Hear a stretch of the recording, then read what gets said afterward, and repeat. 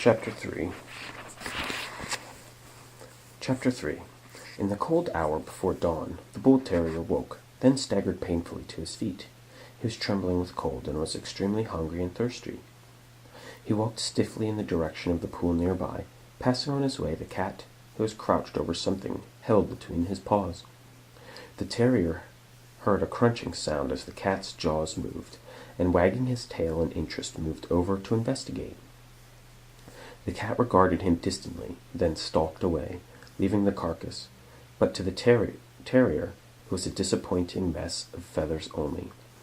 He drank long and deeply at the pool, and on his return tried the feathers again, for he was ravenous, but they stuck in his gullet and he retched them out. He nibbled at some stalks of grass, then delicately, his lips rolled back over his teeth, picked a few overripe raspberries from a low bush.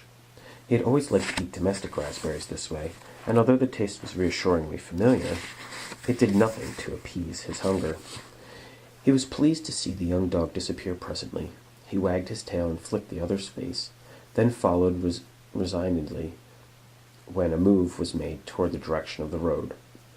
They were followed a few moments later by the cat, who was still licking his lips after his feathery breakfast.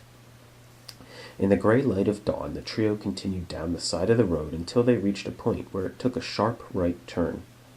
Here they hesitated before a disused logging trail that led westward from the side of the road, its entrance almost concealed by overhanging branches.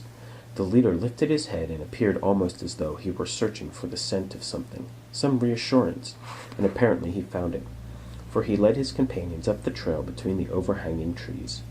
The going here was softer. The middle was overgrown with grass, and the ruts on either side were full of dead leaves. The close-growing trees almost met overhead would afford more shade when the sun rose higher. These were all considerations that the old dog needed, for he had been tired today even before he started, and his pace was already considerably slower. Both dogs were very hungry, and watched enviously when the cat caught and killed a chipmunk while they were resting by a stream in the middle of the day.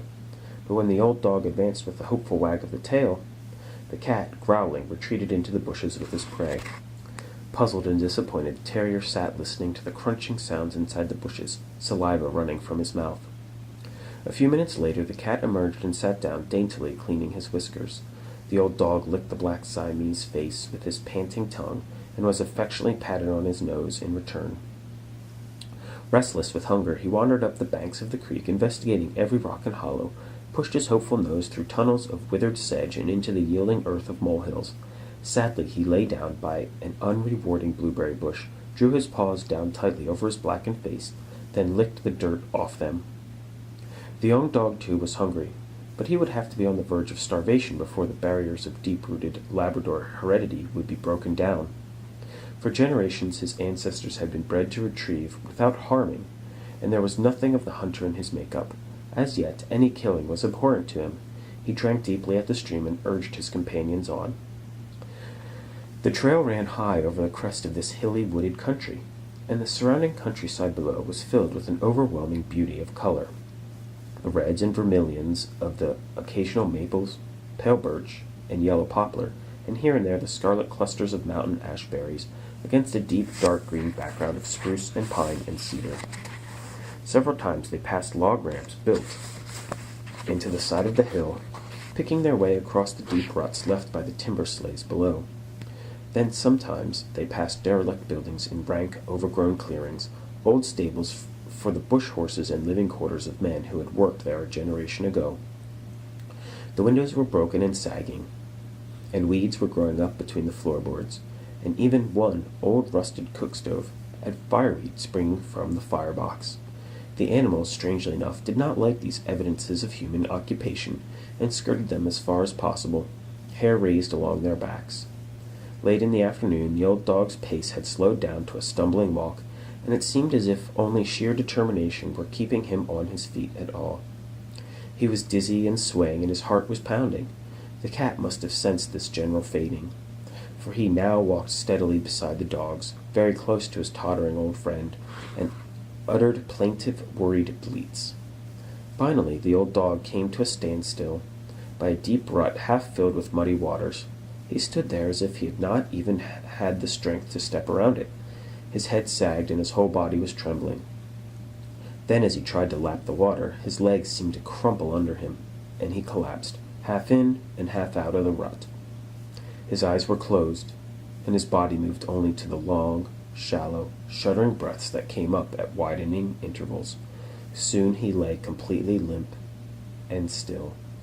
The young dog became frantic now. He whined as he stretched at the edge of the rut, then nudged and pushed with his nose, doing everything in his power to rouse the huddled, unresponsive body. Again and again he barked, and the cat growled softly and continuously, walking back and forth, rubbing his whole length against the dirty, muddied head. There was no response to their attention. The old dog lay unconscious and remote.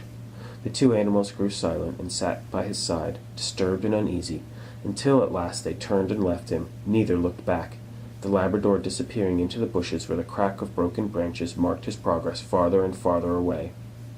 The cat, stalking a partridge which had appeared at the side of the trail some 100 yards away, and was pecking unconcernedly at the sandy dirt, but at the shrill warning of a squirrel, it flew off across the trail with a sudden whir into the trees, while the cat was still some distance away. Undaunted, still licking his lips in anticipation, the cat continued around a bend in the trail in search of another, and was lost to sight. The shadows lengthened across the deserted track, and the evening wind sighed down it to sweep a flurry of whispering leaves across the rut, their brown brittleness lit as a benison as they drifted across the unheeding white form. The curious squirrel peered in bright-eyed wonder from a nearby tree, clucking softly to itself. A shrew ran halfway across, paused, and ran back, and there was a soft sound of wings as a whiskey-jack landed and swayed to and fro on a birch branch, tilting his head to one side as he looked down and called to his mate to come and join him. The wind died away. A sudden hush descended. Suddenly there was a sound of a heavy body pushing through the underbrush, accompanied by a sharp crackling of branches, and the spell was broken. Chattering shrilly in alarm and excitement, the squirrel ran up the trunk of the tree, and the whiskey-jacks flew off. Now onto the trail, on all fours, scampered a half-grown bear cub. Round, furry ears, prickled, and small, deep-set eyes alight with curiosity in the sharp little face as he beheld the old dog. There was still a grunting, snuffling sound in the bush behind the cub. His mother was investigating a rotten tree stump.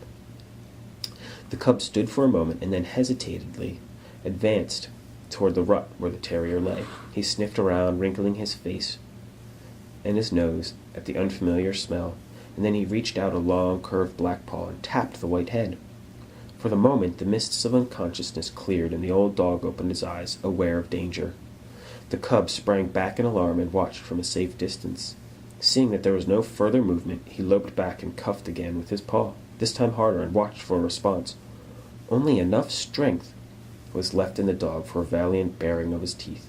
He snarled faintly with pain and hatred when his shoulder was raked by the wicked claws of the excited cub, and made an attempt to struggle to his feet. The smell of the drawn blood excited the cub further. He straddled the dog's body and started to play with the long white tail, nibbling at the end like a child with a new toy. But there was no response. All conscious effort drained, the old dog no longer felt any pain or indignity. He lay as though asleep, his eyes veiled and unseeing, his lips still curled in a snarl. Around the bend in the trail, dragging a large dead partridge by the wing, came the cat.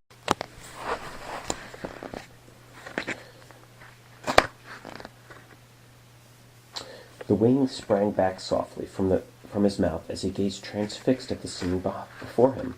In one split second, a terrible transformation took place. His blue eyes glittered hugely and evilly in the black masked face, and every hair on his wheat-colored body stood upright so that he appeared twice his real size. Even the chocolate-colored tail puffed as it was swished from side to side. He crouched low to the ground, tensed and ready, and uttered a high, ear-splitting scream. And as the startled cub turned, the cat sprang. He landed on the back with the dark furred neck, clinging with his monkey-like hind legs while he raked his claws across the cub's eyes. Again and again he raked with his terrible talons, hissing and spitting in murderous devilry until the cub was screaming in pain and fear, blinded with blood, making an ineffectual brushing movement with his paws to dislodge the unseen horror on his back. His screams were answered by a thunderous roar as a huge black she-bear crashed through the bushes and rushed to the cubs. She swiped at the clinging cat with a tremendous paw, but the cat was too quick for her, and with a hiss of fury leaped to the ground and disappeared behind a tree. The unfortunate cub's head received the full force of the blow, and he was sent spinning across the track into the bushes. In a blind, frustrated rage, maddened by the cries of her cub, the mother turned for something on which to vent her fury, and saw the still figure of the old dog. Even as she lumbered, snarling toward him, the cat distracted her attention with a sudden leap to the side of the track. The bear halted, then reared up to full height for attack, red eyes glinting savagely, neck upstretched, and head weaving from side to side in a menacing, snake-like way. The cat uttered another banshee scream and stepped forward with a stiff-legged, sideways movement, his squinting, terrible eyes fixed on his enormous adversary. Something like fear or indecision crept into the bear's eyes as the cat advanced. She shuffled back a step with a lowered head. Slow, deliberate, purposeful, the cat came on. Again the bear retreated, bewildered by the tactics of this terrible small animal, distraught by her cub's whimpering, slowly falling back before the relentless, inch-by-inch advance. Now the cat stopped and crouched low. Lashing his tail from side to side, the bear stopped, shifting her weight uneasily before the spring that must follow, longing to decamp, but afraid to turn her back. A sudden crackle of undergrowth turned the huge animal into a statue, rigid with apprehension, and when a great dog sprang out of the bush and stood beside the cat, teeth bared and snarling, every hair on the russet back and ruff erect, she dropped to all fours, turned swiftly, and fled toward her cub. There was a last growl of desperate bravado from the bush and a whimpering cry. Then the sounds of the bear's escape receded in the distance. Finally all was quiet again. The curious squirrel leaped from his ringside seat and scrambled farther down the trunk of the tree. The cat shrank back to his normal size. His eyes regained their usual cool, detached look. He shook each paw distastefully in turn, glanced briefly at the limp, muddied bundle by his feet, blood oozing from 4 parallel gashes on the shoulder, then turned and sauntered slowly down the track toward his partridge. The young dog nosed his friend all over, his lips wrinkling at the rank bear smell, then attempted to stanch the wound with his rough tongue. He scratched fresh leaves over the blood-stained ones, then barked by the old dog's head, but there was no response, and at last he lay down panting on the grass. His eyes were uneasy and watchful. The hairs still stood upright in a ridge on his back, and from time to time he whined in perplexity. He watched the cat drag a large gray bird almost up to the nose of the unconscious dog, then slowly and deliberately began to tear at the bird's flesh. He growled softly, but the cat ignored him and continued his tearing and eating. Presently, the enticing smell of raw, warm meat filled through the old dog's senses. He opened one eye and gave an appreciative sniff. The effect was galvanizing. His muddied, half-chewed tail stirred, and he raised his shoulders, then his forelegs with a convulsive effort, like an old work-horse getting up after a fall. He was a pitiful sight. The half of his body that had lain in the rut was black and soaking, while the other was streaked and stained with blood. He looked like some grotesque harlequin.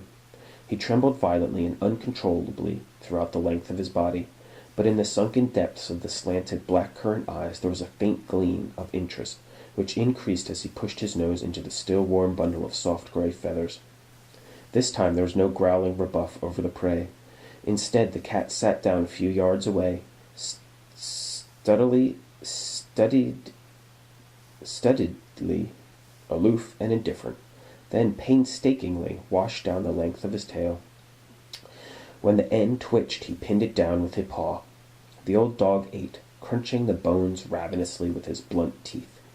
Even as his companion watched him, a miraculous strength slowly seeped back into his body. He dozed for a while, a feather hanging from his mouth, then woke again to finish the last morsel.